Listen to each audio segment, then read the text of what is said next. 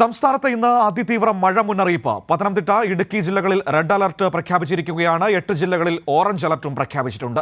Orange alert നിലനിൽക്കുന്ന തിരുവനന്തപുരത്ത് ശക്തമായ മഴയുണ്ട്. അതേസമയം ബംഗാൾ ഉൾക്കടലിൽ ഈ സീസണിലെ ആദ്യ ന്യൂനമർദ്ദം രൂപപ്പെട്ടു. വിവിധ ഇടങ്ങളിൽ നിന്ന് ഞങ്ങളുടെ പ്രതിനിധികൾ ചേരുകയാണ്. തിരുവനന്തപുരത്ത് നിന്ന് മാനസ ആദ്യം ചേരുന്നു. മാനസ, സംസ്ഥാനത്ത് 2 ജില്ലകളിൽ റെഡ് അലർട്ടുണ്ട്, ഓറഞ്ച് അലർട്ട് ചില ജില്ലകളിൽ പ്രഖ്യാപിച്ചിട്ടുണ്ട്. പൊതുവെ ശക്തമായൊരു മഴ ഇന്ന് തുടരുമെന്ന് തന്നെയാണോ മുന്നറിയിപ്പുകളൊക്കെ പറയുന്നത്?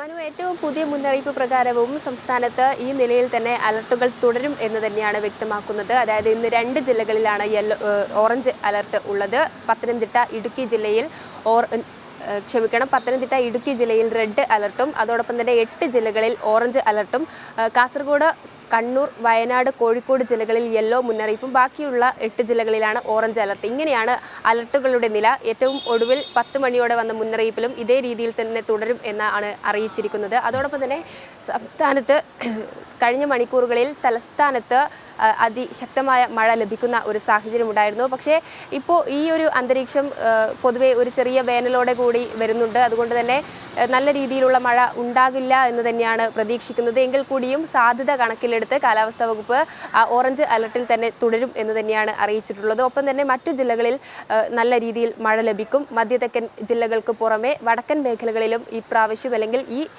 വരുന്ന 5 ദിവസം നല്ല രീതിയിൽ മഴ ലഭിക്കും എന്ന് തന്നെയാണ് അറിയിച്ചിരിക്കുന്നത്. അതിനിടയിലാണ് ഇപ്പോൾ ബംഗാൾ ഉൾക്കടലിൽ ആദ്യ സീസണിലെ ന്യൂനമർദ്ദം രൂപപ്പെട്ടിരിക്കുന്നത്. അതുകൊണ്ട് തന്നെ നല്ല രീതിയിൽ മഴ ലഭിക്കുമെന്ന കരുതലിലാണ് കേന്ദ്ര കാലാവസ്ഥാ വകുപ്പ് ഉള്ളതെങ്കിൽ കൂടിയും നിലവിൽ തെക്ക് പടിഞ്ഞാറൻ ബംഗാളിലാണ് ന്യൂനമർദ്ദം രൂപപ്പെട്ടിരിക്കുന്നത്. അത് അതിതീവ്രമാകുമ്പോൾ മാത്രമേ അതൊരു ന്യൂനമർദ്ദം ഉണ്ടാകുന്നത് നമ്മുടെ ഇവിടെ മഴ കൂട്ടുന്നത് അടക്കമുള്ള ഒരു ആശങ്കാജനകമായ സാഹചര്യം സൃഷ്ടിക്കുമോ? എന്താണ് ന്യൂനമർദ്ദം രൂപപ്പെടുന്നതിനെ തുടർന്ന് എടുത്തിരിക്കുന്ന മുൻകരുതലുകൾ, നിർദ്ദേശങ്ങളൊക്കെ എന്താണ്?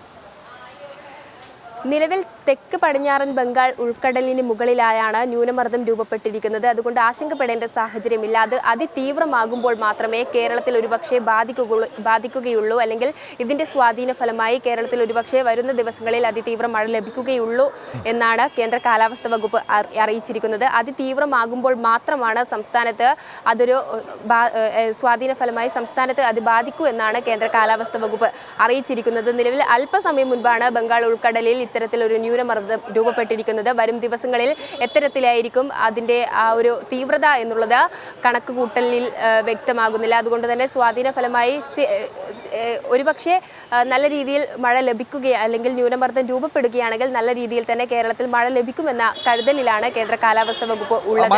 അതോടൊപ്പം സ്വാഭാവികമായി ന്യൂനമർദ്ദമൊക്കെ രൂപപ്പെടുമ്പോൾ കടൽ തീരത്ത് ആ രീതിയിലുള്ള ജാഗ്രതാ നിർദ്ദേശങ്ങളൊക്കെ നൽകാറുണ്ട് മത്സ്യബന്ധനവുമായൊക്കെ ബന്ധപ്പെട്ട്. ഇപ്പോൾ ഈ കഴിഞ്ഞ ദിവസങ്ങളിലൊക്കെ മത്സ്യബന്ധനത്തിന് പോകരുത് എന്നൊക്കെ നിർദ്ദേശങ്ങളൊക്കെ നമ്മൾ കണ്ടതാണല്ലോ. ഇന്ന് ഇപ്പോൾ ആ രീതിയിൽ തീരദേശ മേഖലയുമായി ബന്ധപ്പെട്ട പ്രത്യേക നിർദ്ദേശങ്ങളുണ്ടോ? തീരദേശത്ത് ഈ സ്ഥിതിയിൽ തന്നെ കാര്യങ്ങൾ തുടരും എന്ന് തന്നെയാണ് അറിയിച്ചിരിക്കുന്നത്. ഒരു അറിയിപ്പ് വരുന്നത് വരെ മത്സ്യബന്ധന വിലക്ക് ഉണ്ടായിരുന്നു. കേരള തീരത്ത് മത്സ്യബന്ധനം നടത്താൻ പാടില്ല എന്ന് തന്നെ വ്യക്തമാക്കിയിരുന്നു.